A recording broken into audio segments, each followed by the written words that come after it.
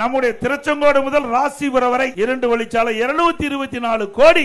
அதோட மல்லிகரவில் தண்ணீர் பந்தல் காடு இதையும் நாங்க தான் விரிவாக்கம் பண்ணி கொடுத்தோம். திருச்செங்கோடு முதல் பள்ளிப்பாளையம் சாலை வரை இப்ப 4 வழிச்சாலை அதிமுக ஆட்சியில் கொண்டு வரப்பட்ட திட்டம் 400 கோடி. திருச்செங்கோட்டிலிருந்து சங்ககிரி ஓமலூர் வரை 4 வழிச்சாலை 950 கோடி நிதி ஒதுக்கீடு செஞ்சு இந்த மக்களுடைய கோரிக்கையை நிறைவேற்றி தந்த அரசாங்கம் அதிமுக அரசாங்கம்.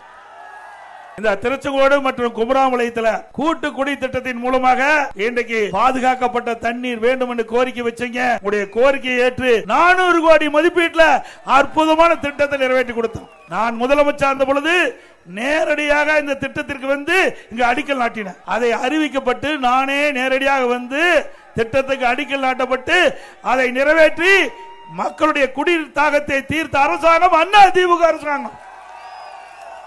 அதே போல திருச்செங்கோடு நகராட்சிக்கு கூட்டுக்குடி திட்டம் 84 கோடியில நிறைவேற்றி கொடுத்தோம். திருச்செங்கோடு முதல் வேலூர் சாலை விரிவாக்கம் செய்யப்பட்டது. திருச்செங்கோடு வேலூர் சாலை சிறப்பான சாலையை கொடுத்தோம். அதே போல திருச்செங்கோடுல ஒருங்கிணைந்த வேளாண்மை விரிவாக்க மையம் 2 கோடியில கொடுத்தோம். திருச்செங்கோடு நகரத்தில் வீடு இல்லாத ஏழைகளுக்கு 800 வீடுகள் 73 கோடியில கட்டி கொடுத்தோம். திருச்செங்கோடு அத்னாசிவர கிரிவல பாதை மற்றும் சங்ககிரி சேலம் சாலை வடிகால் 13 கோடியில கொடுத்தோம்.